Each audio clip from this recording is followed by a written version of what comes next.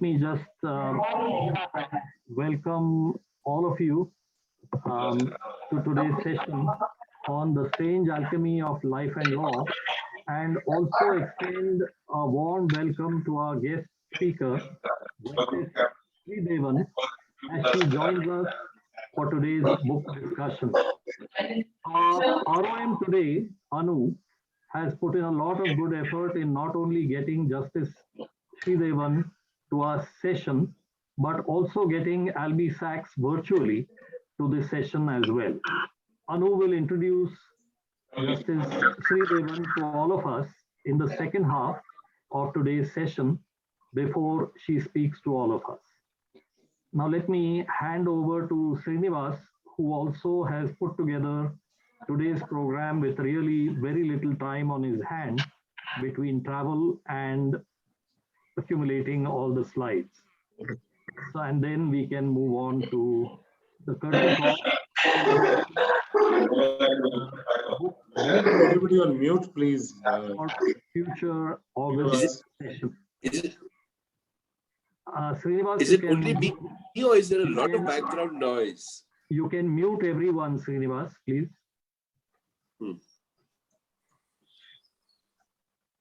So go ahead and we can get started with the curtain call. Thanks, Milind. Yeah. I think Prabhaji, I think that one is creating a noise. So if she can mute it, it'll be good. We'll start the session.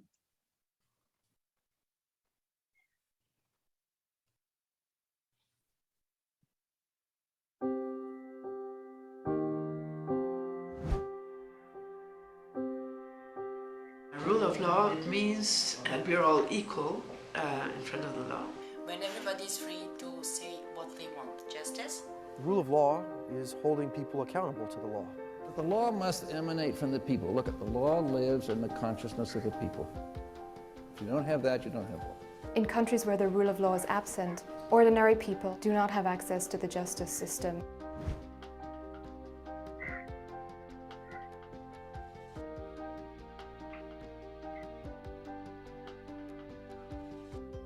Imagine you're walking down the street and you're suddenly approached by plainclothes police officers from a secret security agency. You're taken to a prison, you're tortured, you're abused, you're held without any legal grounds, and you have just simply disappeared. The rule of law emanates from the people of a nation. Yet there are countries where the rule of law is not a common practice. Without the rule of law, you have a nation where its citizens' fundamental rights and well-being are not protected.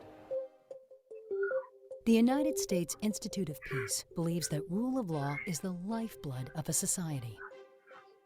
One example of how we bring in voices of the people into the process is through justice and security dialogue, where we bring citizens, government, police, and others together to build trust, identify the rule of law challenges, and come up together with joint solutions and strategies. The rule of law is more than about one person, or even groups of people. The rule of law is a process, but once constructed, can be enduring.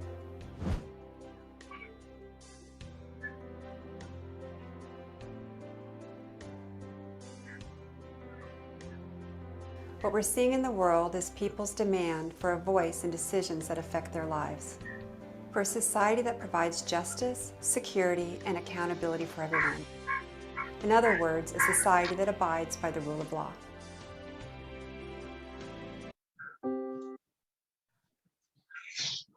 Okay, with that, we'll start our birthday celebrations. We have 3 birthday boys among us and many more 16ers outside the book club. So today we have Ajay Jairao, Milind, and Raja. They are the birthday boys of the month. To you, happy birthday to you. Happy birthday, happy birthday, happy birthday to you.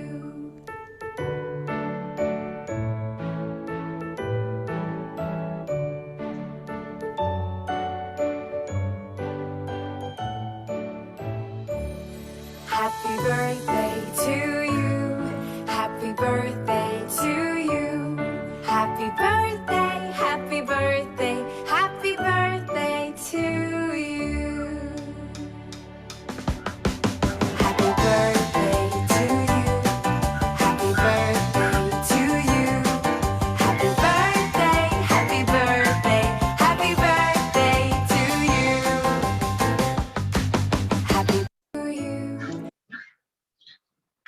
you.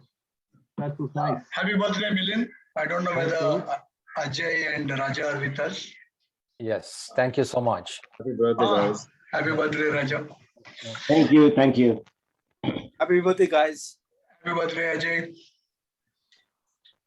Yeah, this time that the book selection went to the poll, and it was very, very close contest between From Strength to Strength and to Gun Island. And finally, Gun Island just got by one vote in favor of it. So that's going to be the book of choice. I think, Milind, can you add to ROM?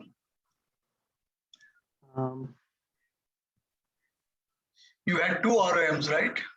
Yes, we had 2 ROMs, both Anjali and Shankar, and between them, they chose these 4 books, which was what we called by the theme, You, Inside and Outside. And these 2 books that competed with each other, I think would qualify, one as You Inside and the other as You Outside.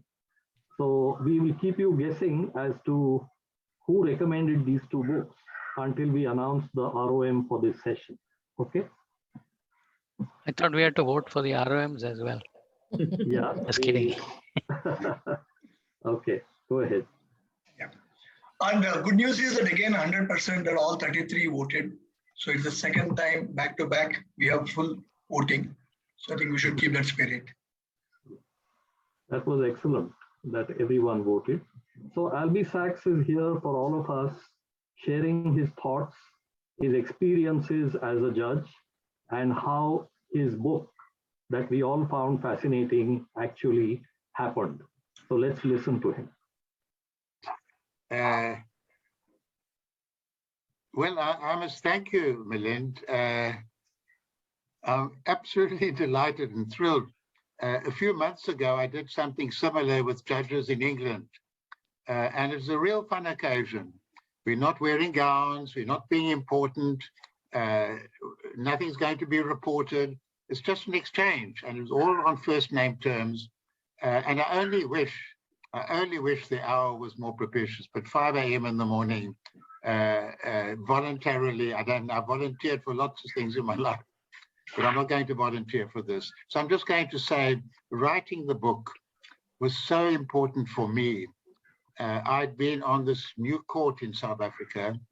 I was amazed at the cases, how interesting they were, how they touched the lives of people, how interesting it was to be a judge and developing a whole new judicial philosophy. You know, I think it was very similar to the great judges of the Indian Supreme Court in the 70s and 80s, having to reconfigure the same judges, the same court, the same constitution, but a totally different approach to their role and function, a totally different approach to how to use the language of the court, of the constitution, how to see the constitution as a whole, a moment in history reaching out to the whole nation, not just a technical document establishing institutions and the connections between them. Moving away from, I don't know if the practice in India was to use the Oxford English Dictionary to explain the meaning of a word, and then the opponent would use Chambers Dictionary to find a definition more favorable to their side. Moving away completely from that kind of grammatical, literal interpretation of words to achieve a very non-literal end towards purpose of reasoning. Why we have a constitution, what does it mean? So that was one aspect I wanted to convey. I wanted to convey the richness of a constitution that gives enormous powers to the Constitutional Court, but regulates those powers, allowing for a number of different kinds of remedies. So it's not all or nothing, constitutional or unconstitutional. It can be unconstitutional, but you suspend the operation of unconstitutionality to allow Parliament to rectify. Reading in, reading down, new forms of ways of sustaining as much as possible of the the intention of the legislature, but to make it constitutional. It's not the ultra vires doctrine applied to legislation. It's a whole different approach. And then on colleagues, some of my colleagues had to overcome extreme disadvantage. Some of my colleagues had to overcome advantage. Growing up privileged white men with all the benefits that came and the assumptions that came in the society, but people with rich imagination, a deep feeling for justice, and some very religious, some of us very secular, some had been in jail, some had sentenced people to death. It was such a different, diverse group of people, and yet through the prism of the Constitution and what it meant and how it had been made, and the pains of the past and the manifest injustice of our society, we could find consensus in our approach. It was very moving to me and very life-affirming and justice-affirming in a way that I'd never imagined before. We weren't just 11 brains thinking through to find an answer. There were 11 people communicating with each other. We used to sit around the table and workshop. Sometimes on the same-sex marriage case, I think we had 4 workshops. I don't know if there's another court in the world that spent so much time. Partly we didn't have the huge role, court role that other courts have, but each case was landmark. And we had no precedent to guide us. So we looked to international practice, which we were invited to do. We looked to the Supreme Court of India. And at the time our constitution was being drafted, we had the good fortune of receiving Bhagwati, who spent a lot of time in South Africa, became very engaged. We had marvelous discussions with him, and Soli Sorabji, 2 progressive-minded luminaries, so eager with that enthusiasm, and it's kind of a beautiful legal diction, a use of language that was very special, a belief in the law, maybe in Bhagwati's case, animated a bit, more than a bit, by the Gandhian philosophy, the richness of it, the selflessness of it, the way it embraced and engaged all humanity, very timely for us. So that was one important source. We got a lot from the Canadian Supreme Court. From the United States Court, we got a lot from the dissenting judgments at that stage, rather than from the majority decisions, as the court became more and more conservative, narrowing its vision, becoming more, the phrase occurred to me just the other day, seeing the Constitution as a sort of an ancient mummy that has to be jerked into movement, to stilted movement, rather than the living tree that became our kind of imagery. So I wanted to convey something of that. I wanted to tell the story of Mrs. Grootboom. I wanted to tell the story of Albie, who'd never been a judge before. My first decision as a judge was on the constitutionality of capital punishment, starting right at the top, and some of the experiences of a judge. Why was it so difficult? Why did my secretary hide the 27th version of my judgment? She said, Albie, you're not going to make any more corrections. 27 versions, maybe 5 or 6 major, the others little stylist things. And then learning about the difference between the logic of discovery and the logic of justification. A very simple thing, and yet to my mind, fundamental to explain the judicial process as experienced by the judges. The whole tension between reason and passion, this idea of the cold judge abstracted from the world of energy, pain, hopes, despair. To me, I couldn't do it. I wrote one judgment that was purely technical in all my 15 years on the court to prove to my colleagues, if I tried very hard, I could write a boring judgment. I had to try very hard. For the rest, it just came out like that. It wasn't something I was pushing myself to do. So I wanted readers to know, lay people, judges, counsel appearing, litigants, something of what it means sitting on that court. We're not dealing with guilty or not guilty, long cross-examination, ordinary banal, not so banal decisions most judges make for most of their life on the court. We were dealing with carefully selected issues where there had to be a reasonable prospect of success, otherwise we wouldn't entertain the matter. It had to be a constitutional matter, otherwise we wouldn't entertain it. Within that narrow frame, having to bring our minds to bear. And one of the things that puzzled me so much as a judge was how lonely it could be in this public arena with great colleagues, very, very open, how lonely it could be when ultimately it's you and your conscience. And I'm disagreeing with Ismail Muhammad, this brilliant, fabulous thinker.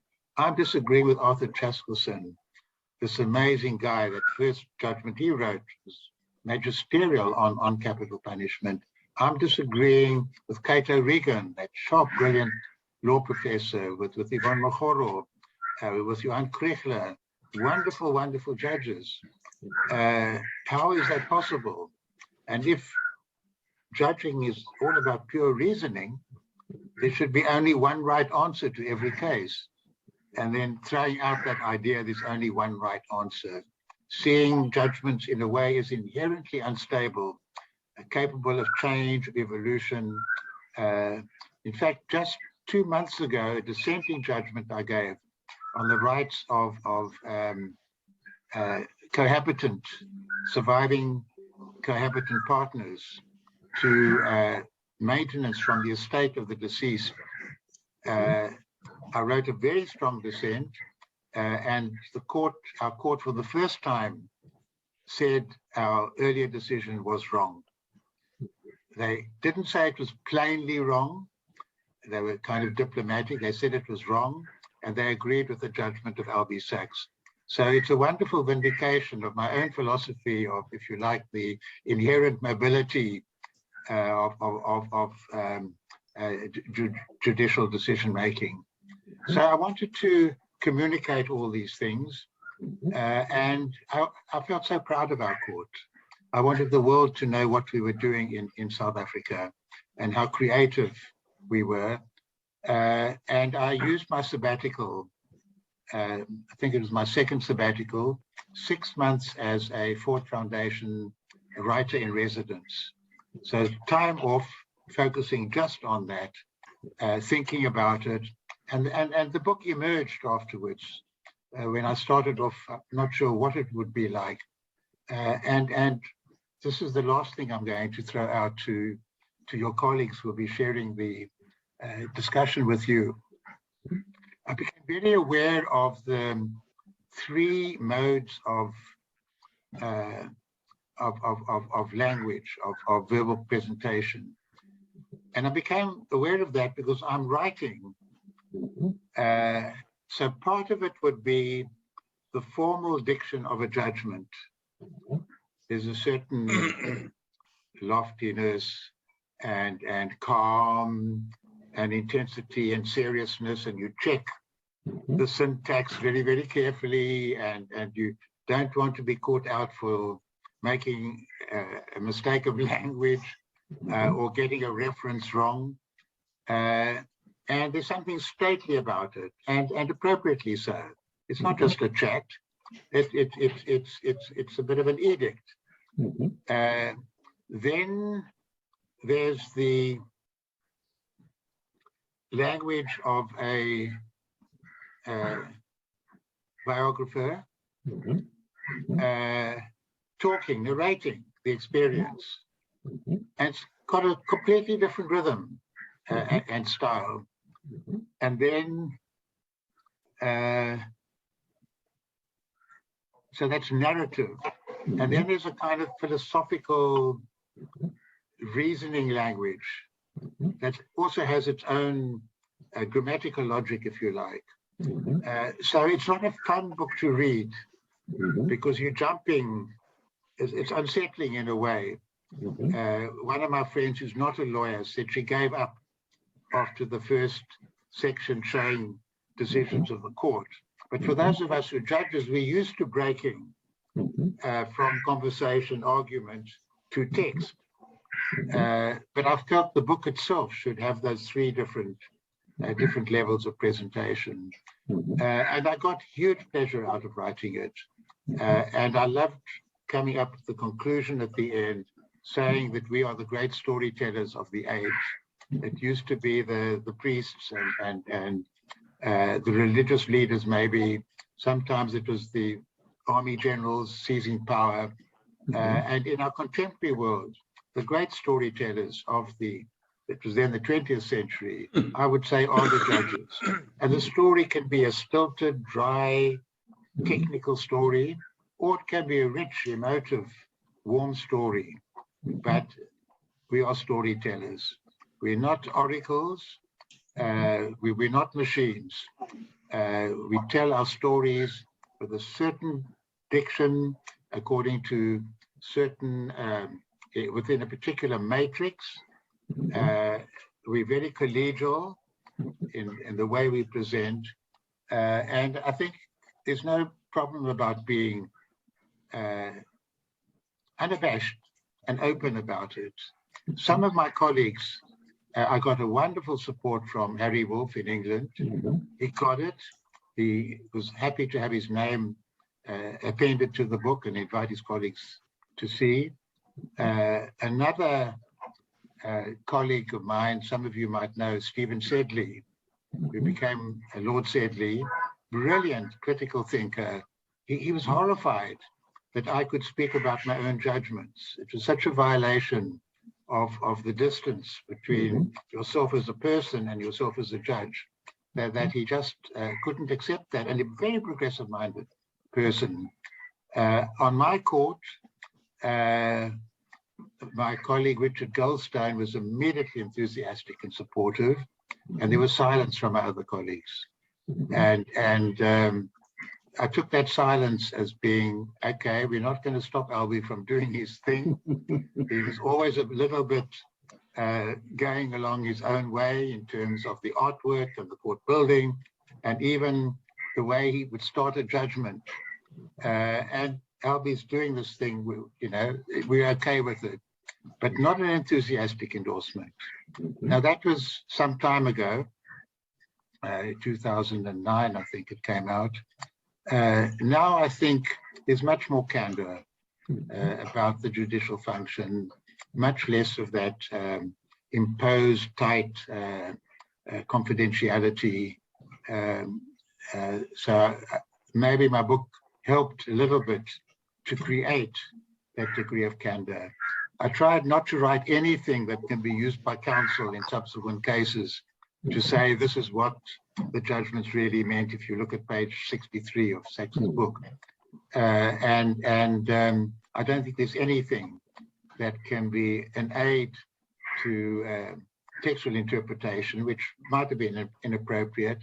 I've tried not to include anything that was private and confidential in terms of our debates internally at the workshops, because I think there is a lot to be said for that total freedom of expression sitting around the table. You're not going to worry that one of your colleagues is going to leak what you said and undermine the integrity of the whole thing. So I try to respect all that. My only sorrow is I'm not seeing the people I'm speaking to now. I'm seeing you, and it's lovely, your smile, your nodding, and your maybe acknowledgement of some of the things I'm saying that you recognize. But I hope you have a lovely colloquium. I'll conclude by saying one of the points that gave me most pleasure in writing was the theme about the difference between the logic of discovery and the logic of justification, and picking up on that moment of illumination that comes from nowhere. You're not working, you're not even thinking about it, and it pops into your head. And this American author wrote about the 3 Bs when that light bulb moment occurs: bed, bath, and bus. Now, of course, I've become more a shower person than a bath person, and maybe my jurisprudence sank a little bit with less scope for discovery under the shower. But one of the English judges, she came in and said, I've got a 4th B, LB, bicycle. So I don't know how many of yourselves ride bicycles these days, but so it's bath, bed, bus, and bicycle to get that inspiration for that difficult case that really is not solving itself. Maybe the solution will come to you. Thank you so much. That was beautifully said, and I think you speak as simply and clearly as Harry Wolff said, you write. And I compliment you for all those efforts, because for laymen like us who did not know what being a judge is all about, the book is so enlightening. Just as Harry Wolff said, it would be enlightening to sitting judges. It would be equally enlightening to everyone else who really doesn't know what being a judge is all about. And I really appreciate your time, and I'm sure all my friends would enjoy your thoughts on the book and on how you have developed the Constitutional Court in South Africa, which clearly is like a role model, even though you give credit to the Indian Supreme Court for a lot of the thought processes. But I think what you have accomplished will be a path-breaking, direction indicating book for the rest of the world. So thank you.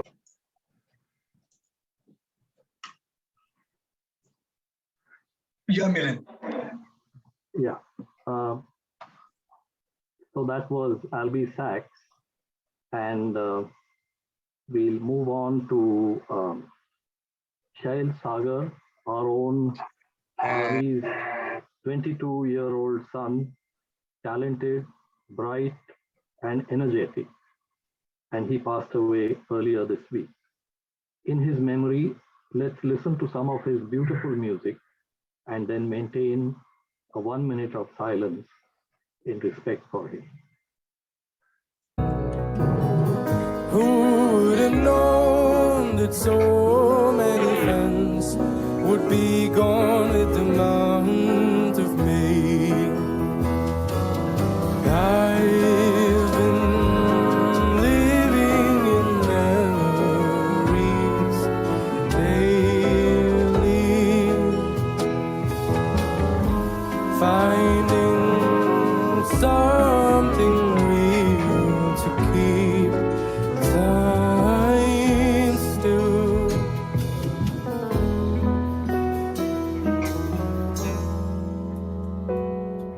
Now many have come in place of those I lost. We're chasing after good times, but at what cost? Who can fathom what is yet to come? Soon this bubble will break, and the degrees will go into begging for jobs, navigating life in love and loss. How much time will we all waste thinking we made mistakes?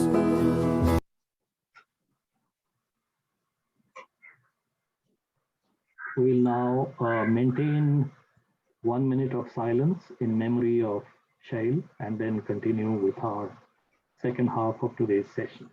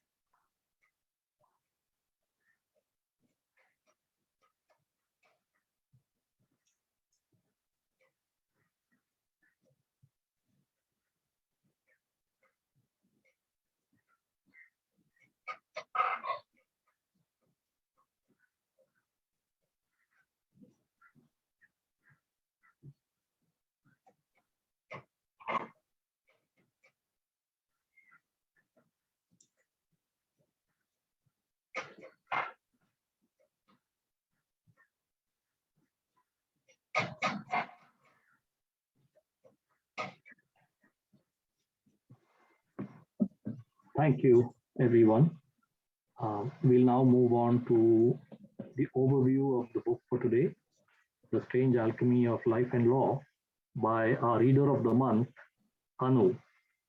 And then we'll go on to the reflections by three of our friends. Go ahead, Anu. Hi, everyone. I think it's echoing somewhere. Okay. So I it's a little bit of a challenge to follow Albie Sachs and Shale, the highs and the lows of life, right? But this session was actually provoked by a discussion. I don't know if you guys remember that on our Sweet 16 general site, there was this fierce discussion, as all our discussions are, about the role of law and especially Indian law in life. And I was talking to my aunt, Justice Prabhasri Devan, who's joined us today. And, she's taught me everything I know in life. And I was telling her about all the conversations that we were having. And she said, if there's any book that I would strongly recommend that everybody should read, it is this book by Albie Sachs, The Strange Alchemy of Life and Law. And that's how I recommended to our book club. In fact, she put Milind and me in touch with Albie, and that's how we got the whole recording done, because she's a personal friend of Albie's, of course. As I started reading the book, the first thing that struck me was the use of the word alchemy, because I had always thought that it meant turning base metals into gold. Then, of course, Google helped me out, and it said that it's a magical transformation or creation. And so then the logic of the book made sense. In his book, he describes the magical transformation of South Africa from a society sullied by apartheid and injustice to one that emphasized human dignity, equality, and freedom for all in every aspect of life. The dramatic claim that he makes, "Every judgment I write is a lie," belies the systematic manner in which Justice Sachs walks us through the decisions he made by the first Constitutional Court of South Africa on very important issues. He helps us, understand not only the challenges the courts face when trying to balance competing interests, it gives us insight into a brilliant, empathetic and eloquent individual whom you heard so nicely. I mean, he summarized the book so well. I was consistently struck by how much Justice Sachs cared about the rights of the minority, the oppressed, the unresourced, and the under-resourced. A glimpse of his character can be had from his notion of soft vengeance, where he celebrates that the rule of law prevails even for those who oppressed him. The book begins with tales of torture and terrorism, where Justice Sachs begins with the pattern of Ubuntu or humanity towards others.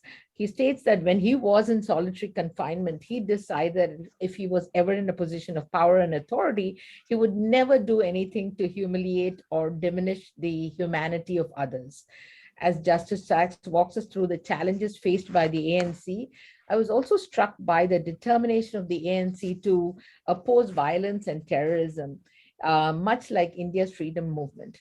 Justice Sachs considers that the code of conduct he wrote to establish the norms of ANC behavior as one of the most important legal writings of his life. The extraordinary logic of the Truth and Reconciliation Commission, the defining pillar of the Republic of South Africa, is explained and gives us further insight into the leadership of the ANC and of Justice Sachs' character. How can people do this to each other, right? Was the consistent refrain, and this laid the foundation for defining what South Africa should be and allowed for a constructive transition to a democratic order, to paraphrase Ismail Muhammad. So the three reflectors are Nidhi, Abdul, and Sangeeta, who were very gracious to agree to do this. So Nidhi has provided her reflections on chapter 2 and 3, which will be read by Milind because she was unable to join us. In chapter 2, Justice Sachs introduces us to the notion of the logic of discovery and the logic of justification. And in chapter 3, we learn about the different ways of thinking about truth. we meet Henry, one of the people who orchestrated the bombing of Justice Sachs's car. And Abdul provides his perspective on chapter 4, where we understand the application of law is both rational and emotional.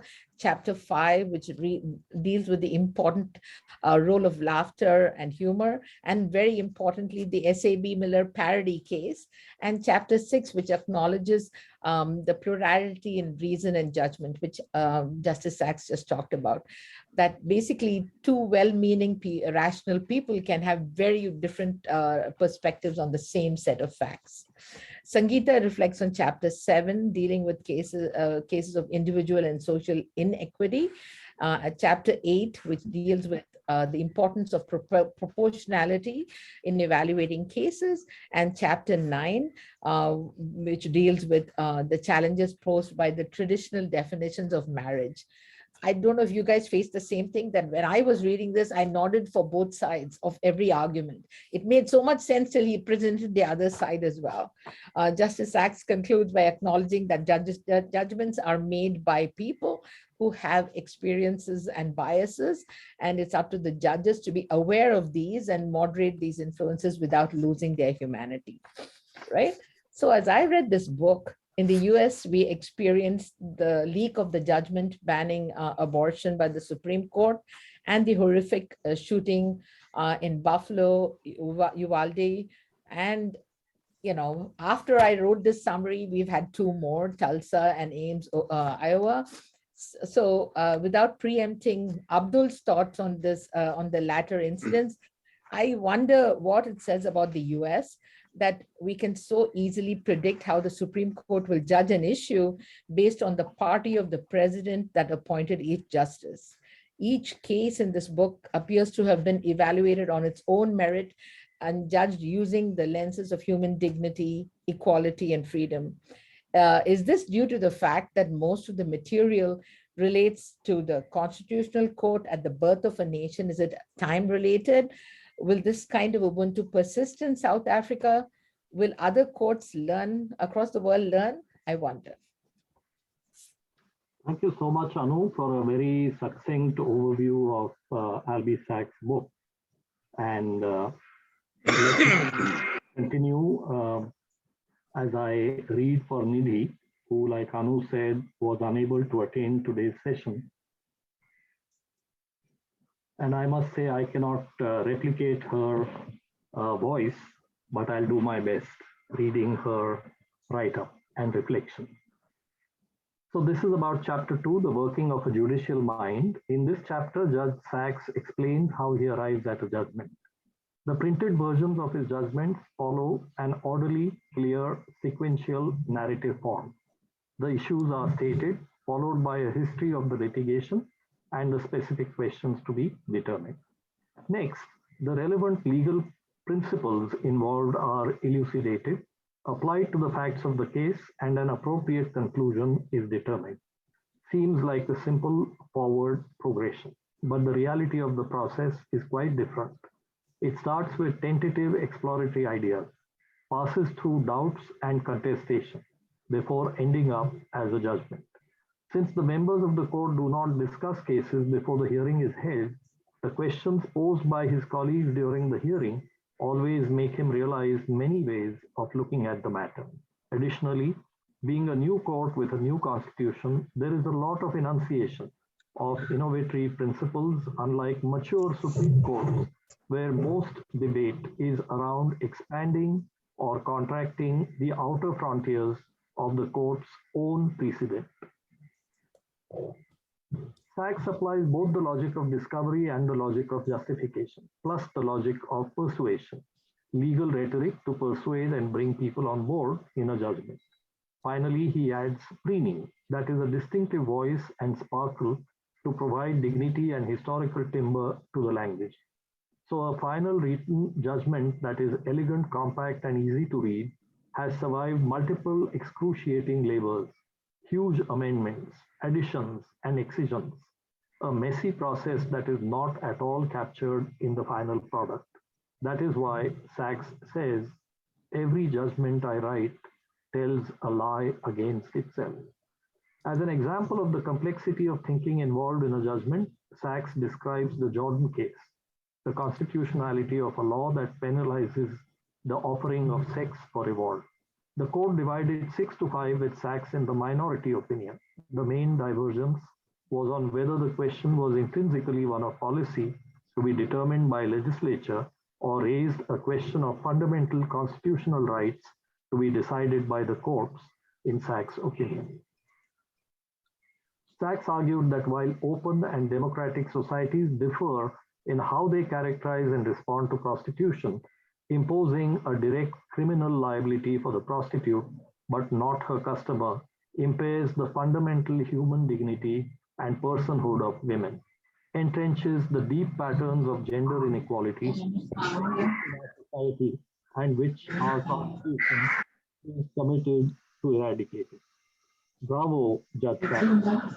You've seen Gangubai Kathiawadi, you know that classifying a prostitute as a criminal consigns her and her family to effectively be non-existent in the eyes of the law with no access to the services provided to all citizens.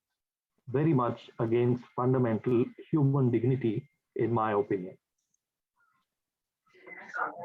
In chapter 3, A Man Called Henry, Truth, Reconciliation and Justice, in this chapter, Sachs talks about the Truth and Reconciliation Commission, its origins, structure, the 3 separate committees on hearing testimony, providing reparations, evaluating amnesty, and discusses some of the cases that came before it. Poignantly, he narrates his own truth and reconciliation experience with Henry, the man involved in the car bomb that caused the loss of Sachs' right arm. The TRC emerged from very intense and specific internal South African needs.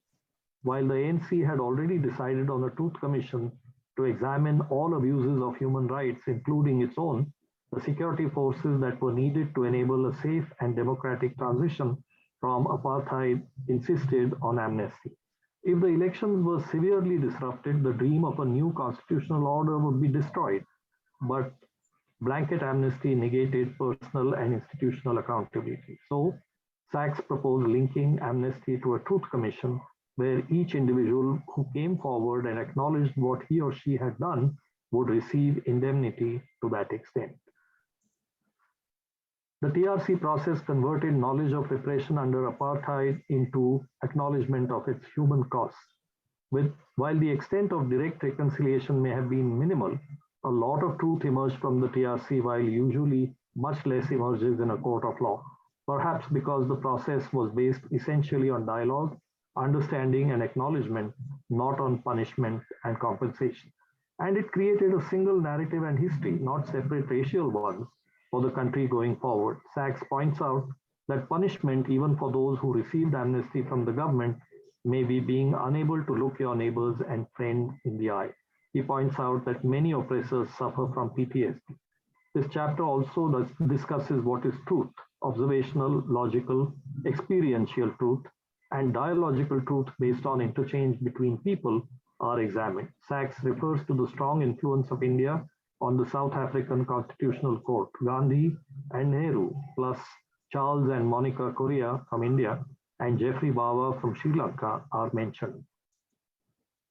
The Dikoko case, a judicial plea by Sachs in a minority judgment for the remedy in defamation or libel cases to move away from focusing on money awards toward encouraging apology. Sachs stresses the constitutional values of Ubuntu Botho, philosophy and way of life based on the African cultural belief that called on individuals to come together and to be more communal in their outlook and thus to look out for each other.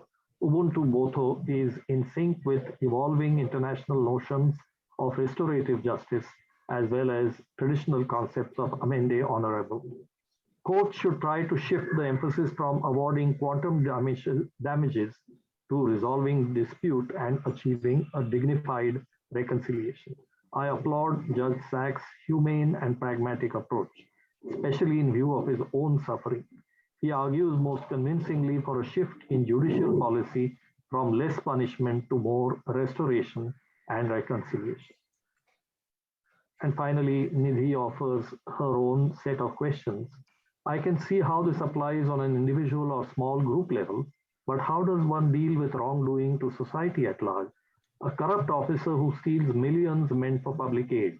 And corruption is huge, not just in Africa, but also in India and the US. How will restorative justice work here? Or for that matter, financial players who follow the letter of the law but create crises that affect everyone. How will restorative law deal with them? I would argue that the problem of dealing with crimes that don't have an identifiable victim is even more important for a just and humane society. While individual crime causes great sadness, it is the crimes to society at large, public corruption chief among such crimes, that probably have much greater impact on our lives. I'm sure there are other writings by Judge Sachs and other lawyers on how to deal with this issue, and I would love to learn more. Thank you. So that leads us to Abdul's write-up and reflection. I'll try to do a somewhat abridged version of what I have written, considering the constraints of time. So I have been assigned chapters 4, 5, and 6, but before I go into the specific chapters, I would like to make some general comments. The role of the judiciary is a matter of intense debate in most democratic societies. At one extreme are the strict constitutionalists, like Justice Scalia, who felt that a judge's duty begins and ends with the literal interpretation of what they construe as the original intent of the writers of the Constitution. Those who adhere to this philosophy see the Constitution as a document frozen in time and do not allow any interpretation based on social and technological changes that happen over centuries. Thus, the constitutional right to bear arms becomes an inviolable principle, regardless of the fact how lethal weapons have become in the quarter millennia after these words were written.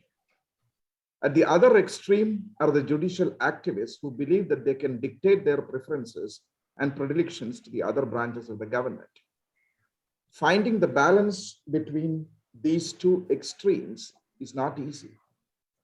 Leaving things to be decided by legislative majorities can lead to tyranny by majority, and judiciary is the last hope for those who are not willing to swim with the popular currents. On the other hand, slavish adherence to a venerated but outdated document can deprive millions of their justice. What is truly admirable about Albie Sachs is that he shows a remarkable sense of balance between these two extremes that I described above. Those at the two extremes are like true believers. Doubt never enters their mind. Brilliant though he is, for Justice Scalia, every judgment was a place to use his logical power and derive a decision almost like solving a mathematical problem. As Sachs explains, there is huge difference between logical derivation and judgment. Judgment is a search for decision and clarity in the midst of ambiguity, fully mindful of its consequences. These decisions are not arrived at easily, but involves agonizing choices in the twilight zone between right and wrong, just and unjust, and fair and unfair. They need to be arrived at without either the self-righteous certainty of the religious moralist or the intellectual arrogance of the legally erudite. This is where Albie Sachs excels. Now to the chapters assigned to me. In chapter 4, Sachs lays out his judicial philosophy very succinctly. He holds that the judicial process is neither the simple application of pure reason to legal problems, nor the application of the personal will or passion of a judge. Instead, he believes that it is the internal dialogue between reason and passion that is central to the vitality of the judicial process. The illustrative cases that he discusses in this chapter include questions such as whether convicted criminals should have the right to vote. By the way, in the US, they do not have the right to vote. Whether individuals can seek exemptions from general laws based on religious beliefs, especially in a secular society. As a non-religious son of Jewish parents who grew up in a predominantly Christian society, he writes his judgments not by imposing his non-religious perspective, but showing profound respect for religious beliefs as part of the fabric of a diverse society.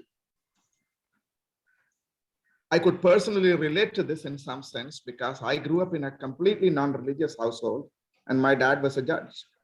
And the first time any of his 4 children entered a masjid was for his funeral, and the only time.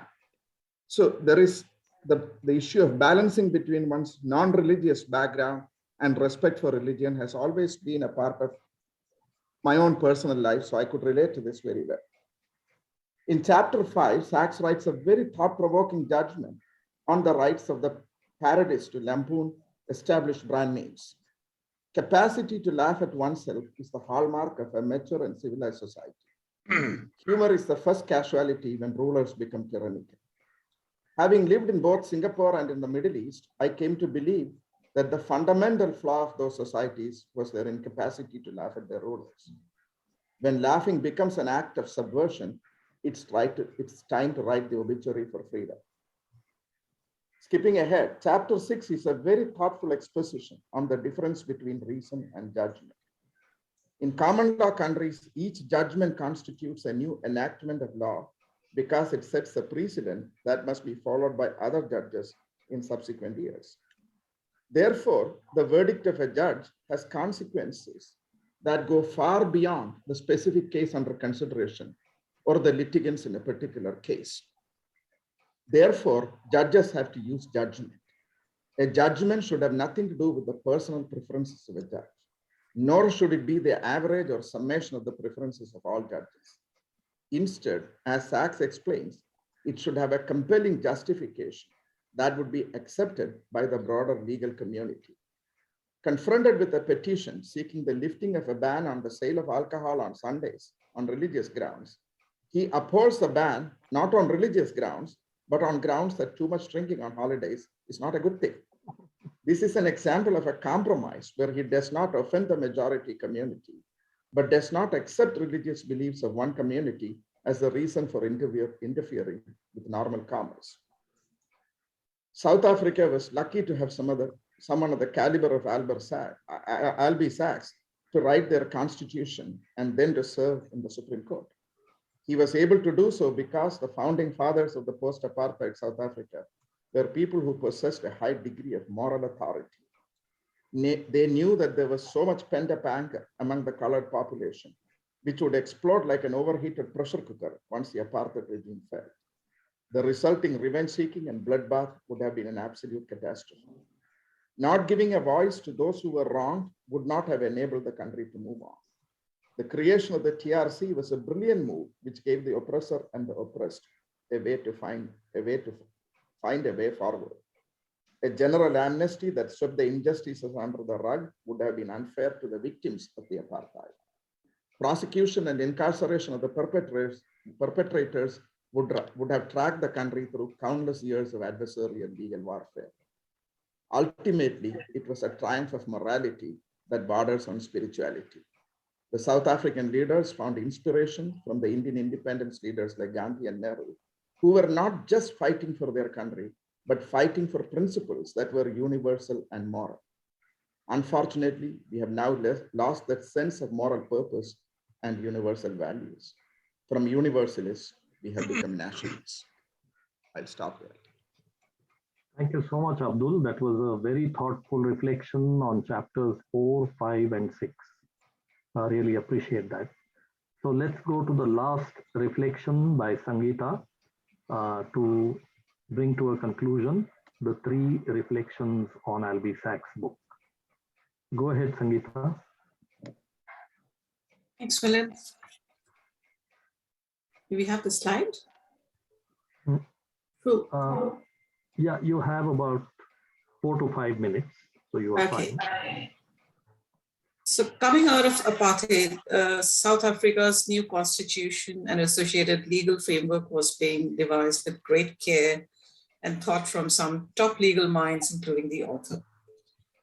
And of course, the fundamental rights of freedom were being incorporated, but also equally important were the equality, social, economic rights, which were being written into the constitution. And this was despite the prevalent view of many global legal brains that enforcing socio-economic rights through courts would present tremendous challenges because it was not the core expertise of the courts to decide on matters related to housing, hospitals, public budgets, etc. The author's view was that even if unelected judges were ill-equipped to make decisions on these, they did know about human dignity, suffering, and oppression. And those aspects underpin some of the cases that the chapter 7 talks about related to socioeconomic rights. It was around restoring human dignity for all South Africa's highly diverse population, which required not just the freedom rights, but also the improvement in their abject living conditions. And he says in the chapter that freedom and bread were interrelated. So the first case, which got talked about and quoted in subsequent judgments on other cases, was the Grootboom case. So Mrs. Grootboom and her children, along with several others, lived in makeshift shacks on land that had been earmarked for low-cost public housing, and they got evicted and they had no place to live. And they were asking for some relief in form of temporary accommodation. The High Court ruled in the favor, but the state then appealed against this to the Constitutional Court. And after many considerations, including the role of the elected legislators and the courts, the intolerable conditions those people were living in, the court gave its verdict. And it wasn't a Robin Hood populism style of coming to the immediate rescue of Mrs. Grootboom judgment, as Sachs writes. It was more considered. It held that the state had not made a reasonable provision to provide shelter for those living in intolerable or crisis situations, and hence they had not met the constitutional rights of having dignity and providing a roof. So the court left it to the state to decide on how it would operate and finance the remedial programs for emergency housing. But the question remains if the court could have done some more direct action to help those who were in that situation and living below minimum standards of dignity. The judge did not bring relief to Mrs. Grootboom, and she actually died in 2008 without ever having access to a proper house. And the case highlighted the challenges of enforcing the socio-economic rights through courts, though it did set the sharp focus on human dignity. The civil and socio-economic rights were interrelated because people can't enjoy, dignity and freedom and equality if they've got no food and clothing and shelter. The second case was about someone who had been receiving treatment for renal disease, and then that treatment had to be stopped. So Subramani, who was a person involved, he asked the court to order the state hospital to continue treating him through dialysis, claiming this was his constitutional right. The claim was rejected, and the court ruled that emergency care did not apply to chronic conditions, because if that was the case, then other resources for other more important or equally important aspects would be limited. So essentially, it came down to balancing the resources versus the needs of an individual.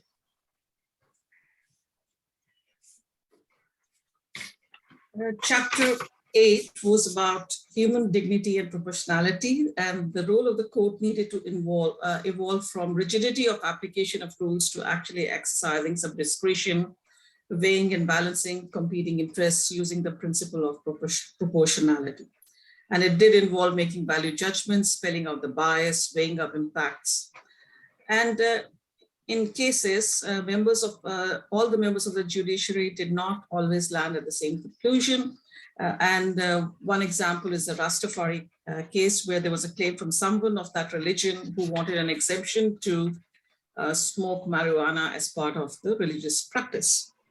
Majority of the court went against this, as they believed this would involve a lot of difficulty for enforcing this exemption. But Sachs had a different view, and he was in the minority. His view was that the mechanics of implementing this was possible, and that it was a conventional thinking that was getting in the way of supporting the right to be different and to be able to practice one's religion.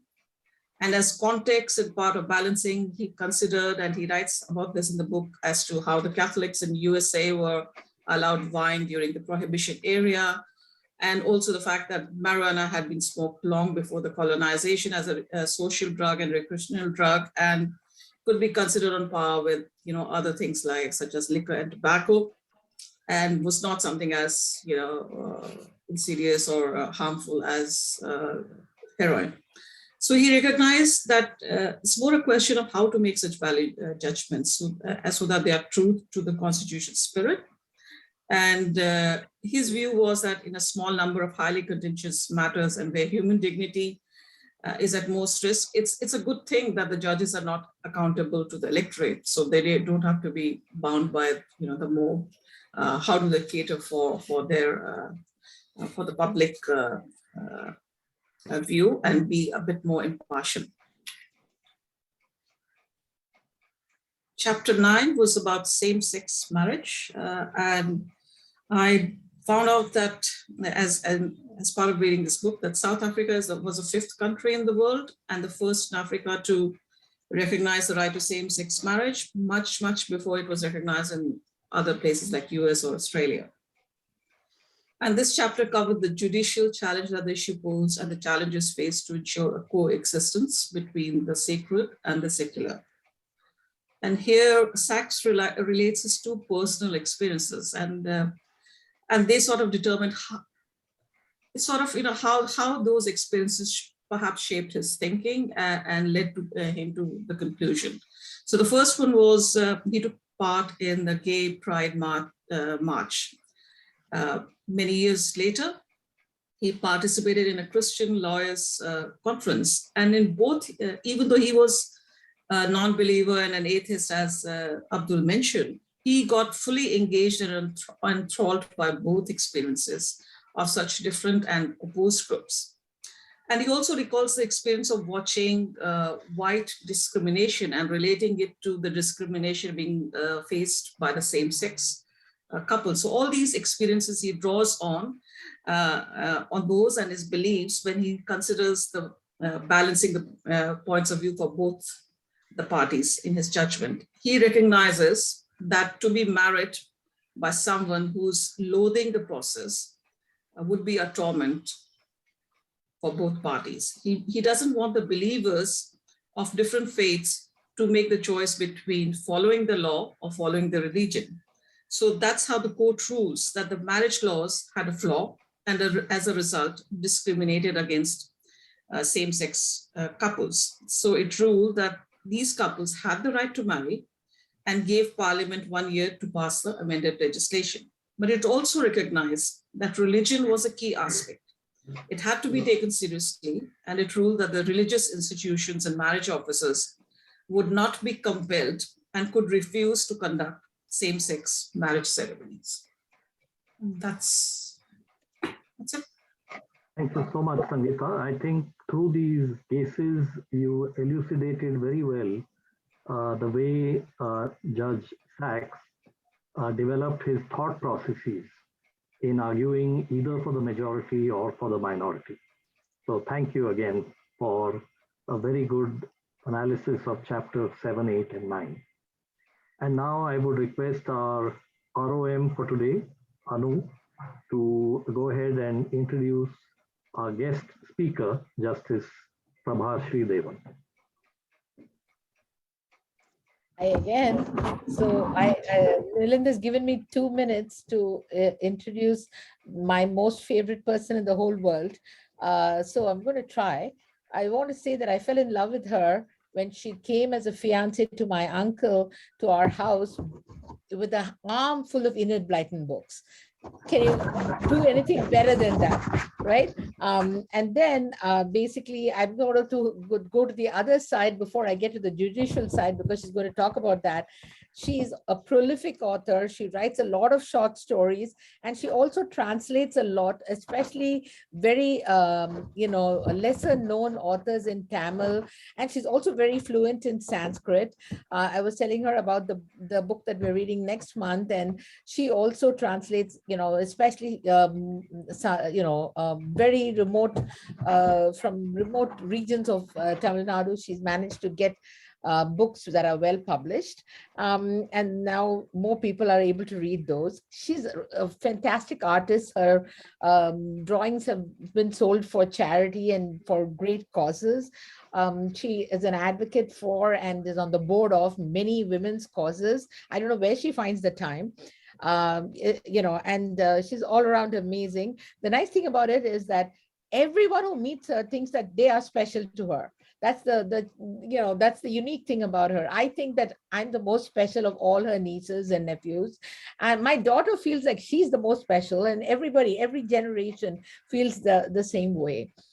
She basically, in her professional life, and this is all just on her private side, she practiced law for 17 years, and then was appointed judge to the High Court, where she made some remarkable judgments. And I shared with you the one about a woman's worth, which basically actually put a monetary value on a homemaker, which was a seminal judgment, and which has since been supported by the Supreme Court of India. And then she was appointed as the chairman of the Intellectual Property Appellate Board. And she still continues to do a lot of work in law. Again, there on the IP policy board, she basically had this Bayer versus NATCO compulsory licensing. And Rama, I know your ears are perking up. I was telling her about you. She said, oh God, he's going to be really upset with me. I had 2 judgments against Novartis. So here we go. That's the brief introduction. She also knew Albie Sachs and is a good friend of Sonia Sotomayor. So she doesn't brag about any of this though. So over to you. My dearest aunt, I'm sharing you with my friends. Justice Sridevan, it's all yours, and my friends have all seen your detailed bio sketch as well, even though Anu did such a great job in keeping it brief. So please go ahead. Okay, thank you. And please tell me when I'm overrunning the time. Yeah, you tell me that just 1 minute more or something like that. Okay. I'm really honored to be here as your guest. And I met Albie Sachs when I was a lawyer. I was asked to take care of him when he visited the Madras High Court, and I was absolutely gaggle-eyed. And then when I published a collection of my speeches and articles, I wrote to him, may I use the word vineyard equality as the title for my book. It comes in this book. So that's how we became friends. He's a remarkable person, remarkable judge, and I think you are all very lucky that you heard him. Now I will say a few things about my court, the High Court. We are not actually chosen by the political party, so we need not have any allegiance. Then High Court judges retire at 62, they have to. Then Supreme Court judges retire at 65. And so that's a basic difference from the US courts and our courts. The important thing about this book, for which I recommended Anu, who gushed about me, just to discount a lot, it's a biased niece, is because we cannot extricate law and life. We do think law is a subject, but it is not. A judge in the Kerala High Court, of whom I'm very fond of, Mustaq Muhammad, once said, he's a very young judge, and he said, I go to court, I come back and I sit with my cases, and in the morning I'm up, getting ready to go to court. And my wife is already asking me, when are you going to retire? I'm not doing justice there. So you are all in your various fields, you're doing justice, you're trying to balance, you're trying to be fair every minute of your life. So it's not confined only to courts. That is why I thought this book was very important, and it also lets you a peek into the judge's mind, and a brilliant judge's mind. I thought I'll tell you about the homemaker's judgment, because that is again about law and life. It was about a child who had lost both her parents, and the insurance company had to pay for the monetary loss that the child had suffered because the mother had died. And the insurance company lawyer argued she was a non-working woman, so you can give a nominal value to the work that she did.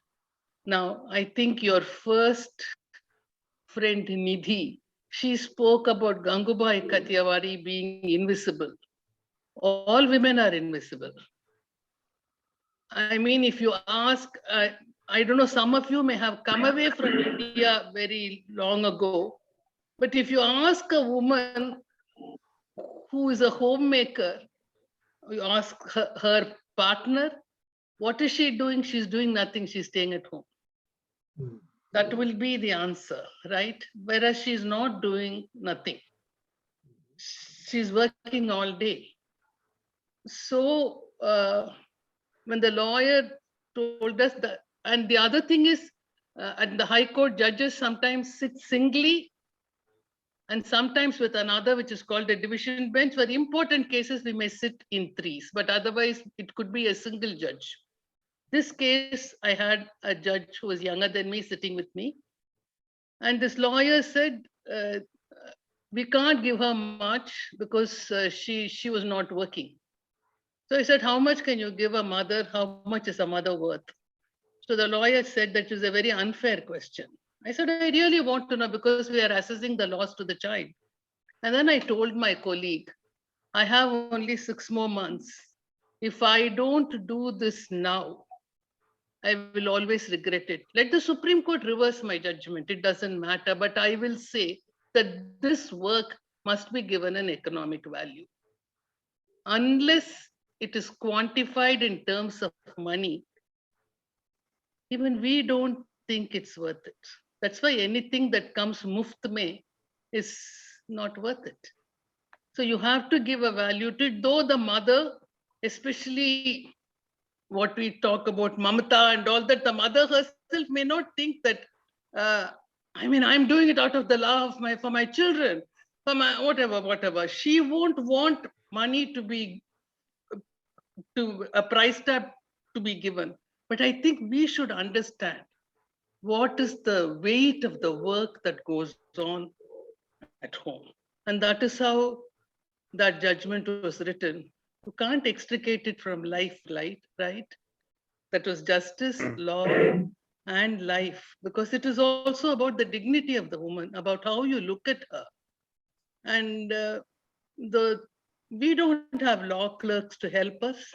So the two of us worked out about 4 methods of how to evaluate it.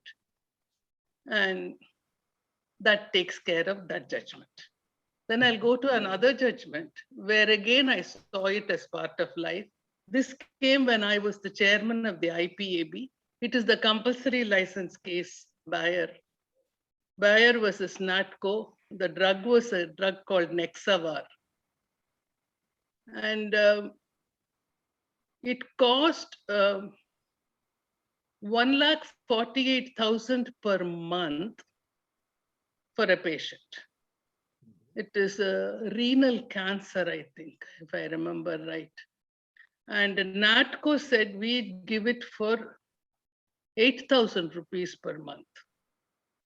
And they said, if you give us the compulsory license, we will do this. Bayer said no. And that is how the case came up. Now, before that, I mean, I had not new to TRIPS and intellectual property because I had not practiced on that side when I was a lawyer. This was almost one of the earliest technically IP cases that I was doing. And everybody said, there is this TRIPS. India has signed TRIPS. You cannot fall foul of TRIPS. I mean, scaring me into, I don't know, probably fettering my hands. But then when I heard the matter, even 8,000 is too much for my brothers and sisters of India. What do you say, 1,48,000? What is 1,48,000? It's not even realistic. And then you balance the rights. On one side is the right of the patent holder, who may not even be the inventor. You see, the scientist invites, and very often it is assigned to big companies like the Novartis, Bayer, SmithKline and French, or whatever. They did not invent it. The scientist invented Novartis. Drucker invented it, and it was assigned to Novartis. Okay, so they get a right, and that right is given by the act, the statute. It says, I will give you this right to exploit it for, in my country, it's 20 years. And at the end of which, it becomes public domain. On the other side, the other right was the right of persons who fall ill. It's literally the right to life. That is not given even by the Constitution. That is inherent in me. How can that be toppled by a right given by a statute? That is how we looked at it. And of course, there were the 3 clauses. One said, it should be reasonably affordable. So the buyer's lawyer argued, it means buyer should be able to afford to sell it at this price. I said, no way. Reasonably affordable means the consumer, the buyer, not buyer, but the buyers, we patients, we must be able to afford to buy that. That is what affordable means, not your affordability. And then the other is available. Is it available in reasonable quantity? It was not. Then the third was, is it worked in India? For worked in India, what the construction of that word had developed in such a way, even if you had imported the drug to India, you could call it worked. But that the human rights activists, they were all not happy with that construction, because strictly speaking, the patent promises, the patentee promises that there will be a transfer of technology, and that knowledge will be transferred so that the country, the others must be able to manufacture it. And if you import it, you're not going to do that. So then everybody, of course, the TRIPS Damocles sword was also hanging over my head. So the way I managed it, what I said, that you must prove that you cannot manufacture it in India, and that is why you're importing it. If you prove that, then we'll see. Otherwise, you should manufacture it. And they were not manufacturing it, and they had no way of proving that we cannot do it in India. So that's how the compulsory license was granted. Here again, the law could not be extricated from life. It literally in the case of Bayer versus Natco, because it was about people who wanted the drugs. And the other thing along the same lines was in the Novartis case, the first Novartis case which came up before the Madras High Court, we had to interpret the word efficacy of the drug. And a patent can be given if the increase in efficacy from the existing drug to the new drug, there is a significant increase in the efficacy. And the Madras High Court, consisting of a senior judge and me in this case, we interpreted efficacy to mean therapeutic efficacy and not just any efficacy. If we had said any efficacy, even solubility would have been treated as efficacy. And any base, once you make it a salt, it will be soluble. So that will be the easiest thing to get a patent, right? So we said there must be a significant increase in therapeutic efficacy. And both my homemaker, both the homemaker judgment and this were confirmed by the Supreme Court. So till now that stands unless a larger bench comes and reverses that as a very sensitive case is being threatened to be reversed in USA. So these were the two judgments, and how we thought about it, I thought I would share. And I think it's better if you ask me something and whatever I know I can share. That may be better instead of a monologue. I'd prefer that. Thank you very much for I'd letting like me to speak to you applaud. all. Really good. So that leaves us a little bit of time to ask you a few questions from the audience. So I'll let my friends lead the way. May I ask a question? Sure. Go ahead, Gautam. That was wonderful. And thank you very much. Thank you very much, really. You know, personally, I have been thinking along the kind of platforms that you have spoken of today. And I have a question that's been on my mind for many years now. You know, we look at national GDP of governments, of nations. And I have felt for a long time that the homemaker's role in as a contribution to GDP is not something that's taken into account at all. But it's a hugely important aspect of future GDP because it's determining the future of the country. Why can't the judicial system take this at a governmental level and say, you guys have to re-understand your theoretical understanding of GDP and incorporate this into all the other economic factors that you take into account when you compute GDP? That's my question, Yeah, ma'am. it can be done. In fact, in this judgment, we had mentioned it. In this judgment in the homemaker judgment, we said it is a lapse that the GDP does not take into reckoning the woman's work. Because if it took that into reckoning, I think people will sit up and look at women differently. Absolutely. I mean, differently in a nice way. Yeah. Absolutely. We said, but you must understand that courts can ask the government to do something, but it cannot force the government to do anything, especially policy. Sure, because the executive is different from But the it judicial. makes sense.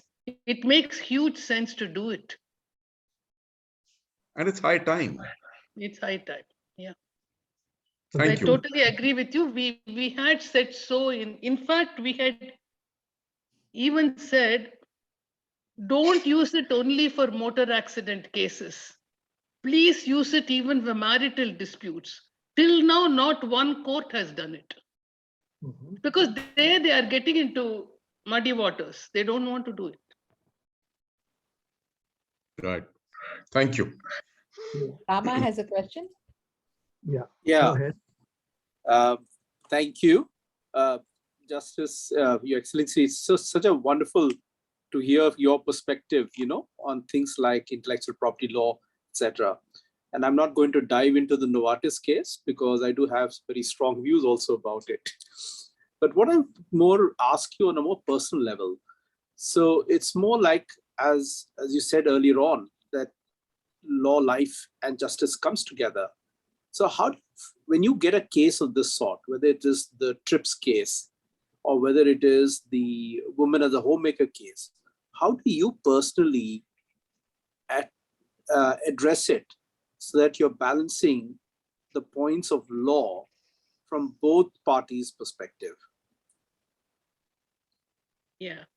Where the compulsory license case, it wasn't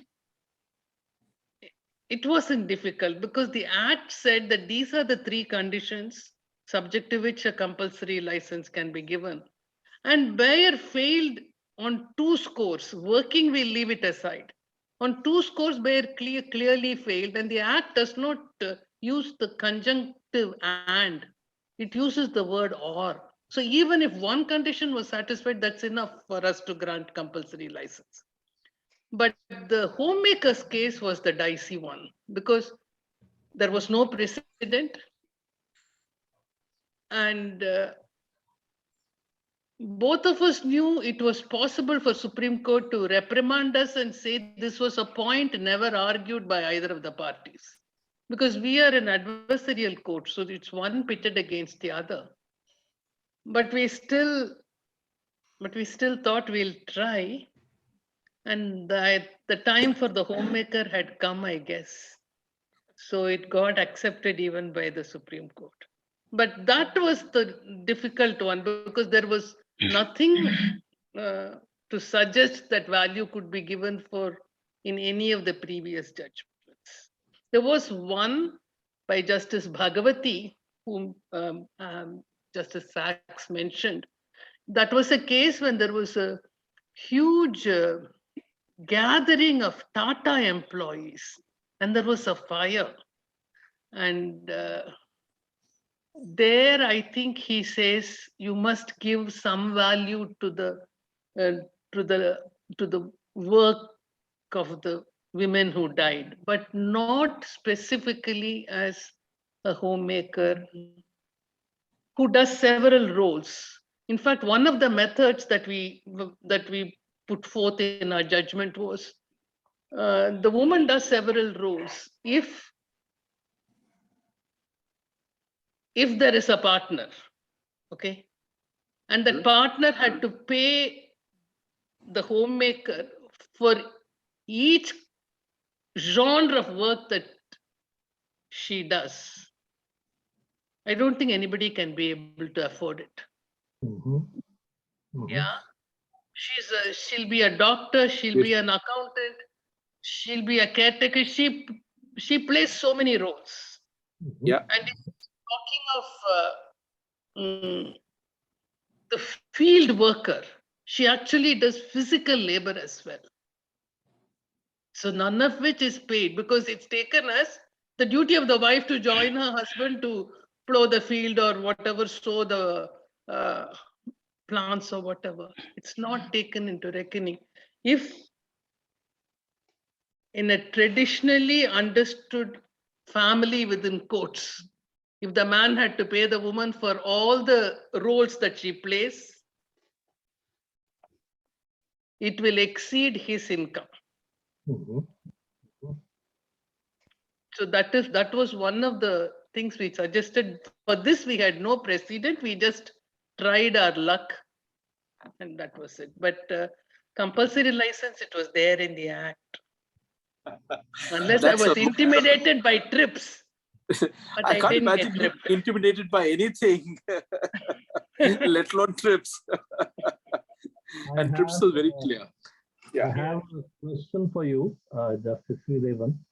You just mentioned precedent, and it might be more my ignorance that this question comes out of, that when you look for precedents, do you have to confine yourself to Indian cases or can you... No. In fact, I have used Grootboom. Okay. Which Mrs. Grootboom's case, because that was a case where I'm sure you've all heard of this this thing called the slum clearance, right? So they are shifted from a place where, according to us, it is not cosmetic and taken somewhere far away from their source of earning. And this is exactly what he talks about in Grootboom. He said the state cannot do that. I think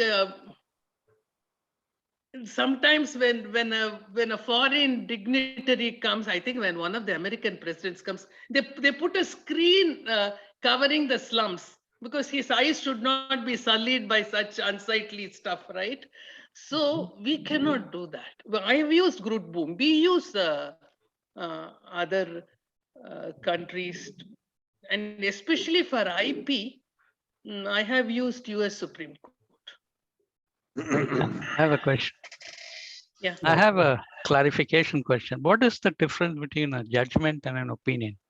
Because judgment has this air of finality, whereas the US, the Supreme Court, the paper that was leaked was an opinion, as they call it. Yeah, I don't think it makes a difference. It's just that Americans want to be different. So they use the word opinion, whereas it's actually a judgment. If I remember correctly, when Justice Sachs talked to the New York University Law Department, he said quite clearly that the Americans call it opinion and we in the rest of the world call it judgment. It means one and the same thing. Okay. So, It's the same. Anjali has something to ask. Yeah. Yeah, there were two questions. One is just a lack of understanding. Why do you say that our courts are adversarial? And secondly, do you feel that somebody like you who is steeped in our culture and understands the Indian situation? Yeah. Anjali, your voice just stopped. I think it froze. Yeah. Well,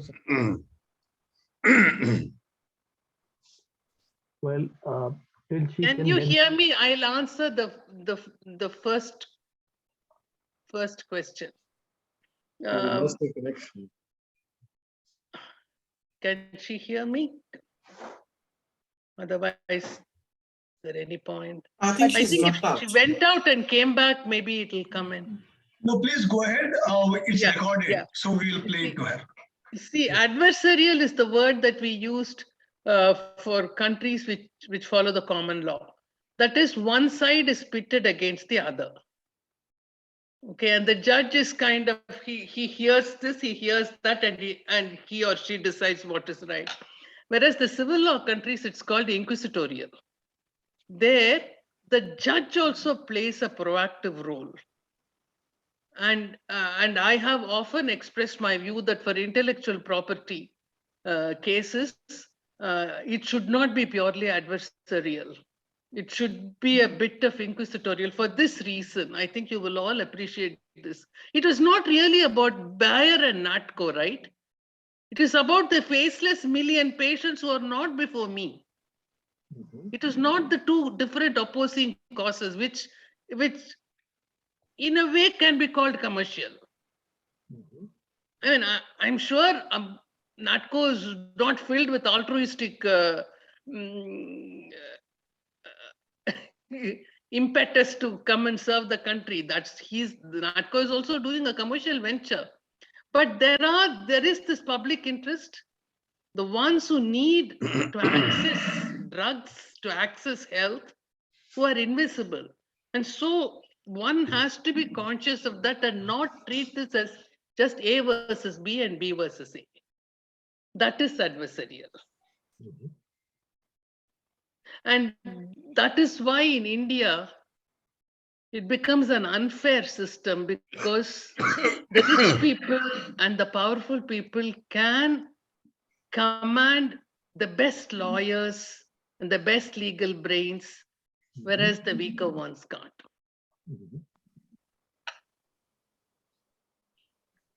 Yeah, second question, Anjali.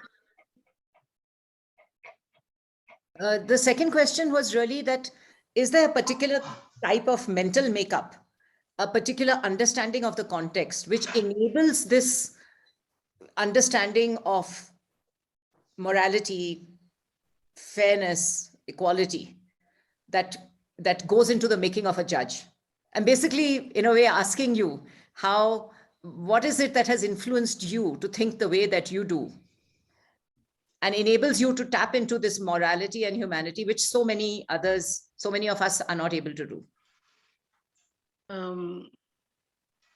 I think we take an oath, and I want to be true to the oath. And see, all of us come colored with certain influences, right?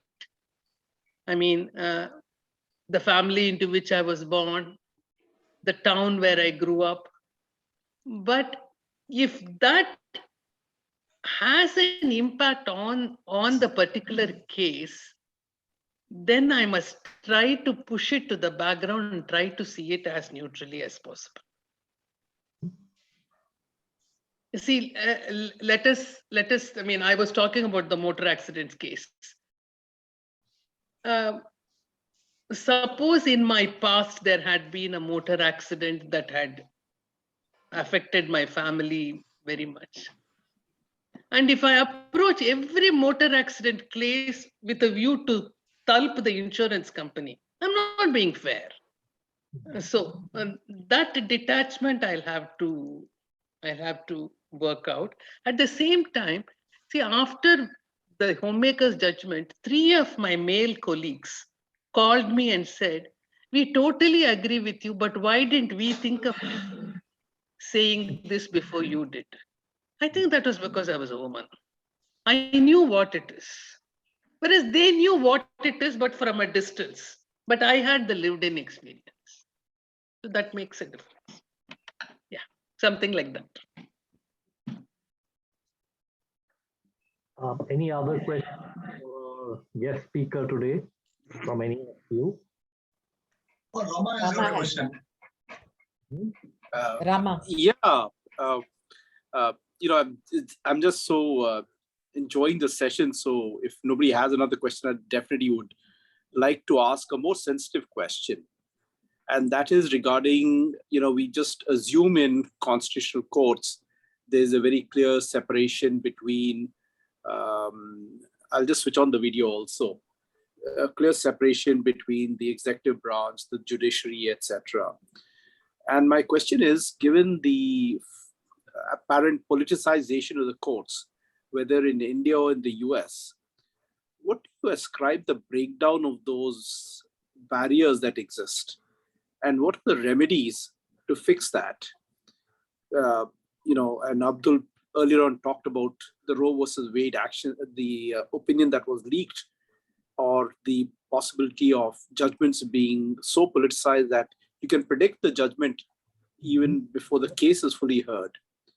And in India, on the other hand, we also have situations where people are sent into to jail pending a hearing, and the hearings go on or don't take place at all, but they don't come before the judicial system. So what do you think are the drivers for that? And why is this thing breaking down now when it didn't break down before? I don't think it's a never before situation, but I'll answer only from India's point of view. Okay. See, when there is a vacuum, something else will come there to fill it in. So if the executive is weak, the judiciary may move in to fill the vacuum. If there is a lacuna in the law, the judiciary will do it. Otherwise, each one stays within their domain. And I think all of us would want, other things being equal, the judiciary to be slightly more equal than the other. Yeah. Whichever country it may be. And I remember that, I don't remember the judge, but he was an Eisenhower appointee. And he did not toe the line of Eisenhower. And Eisenhower said that this is the greatest mistake I have made, appointing him as the judge. So that should happen. Until you sit on that seat, you are that party. But once you sit there, you must be able to cut off all connection. I think. That's what I think. My humble opinion, as they say. But that's not really entirely happening. If you look at judgments and judges and movement across in the past, I mean, so you hear in the US, of course, you hear it very clearly when the Federalist Society is basically deciding who are the judges that will be appointed all through. And then the same judges then come out in public and speak about it. Or even in India, when some judges are then going into what I would dare say quasi-political office, when you get to Rajya Sabha, etc. Aren't these indicators of an erosion of that barrier that used to be before? Yeah, post-retirement officers, I think maybe after a cooling period, maybe, I don't know. ultimately it is about the person who occupies the post, right? And South Africa was very successful. I mean, was very fortunate. It had Mandela. Then the situation is not so happy now, even in South Africa, I think. But Mandela, after all that he went through, he was totally free of bitterness. It's remarkable how a human being can be like that. Mandela and the Dalai Lama, what they have gone through and how they can eschew bitterness is something that focuses me. And with him there, and exceptional judges adorned the Constitutional Court at the same time as Justice Sachs. It was a brilliant court, and it's a brilliant constitution too. Yeah. It's late for you and for some of our friends, but it was really our good fortune that we got to listen to you today. And I really thank you for being gracious enough to spend so much time with all of us. So I really appreciate that on behalf of everybody in the audience. And the recording will be available. We will share it with you along with the. Thank you very much. Thanks. Thank you very much. I enjoyed it very much. I enjoyed the session. In my holiday to be speaking about law, it gives me a kick. Yeah, thank you very much. Thank you. Thanks a lot.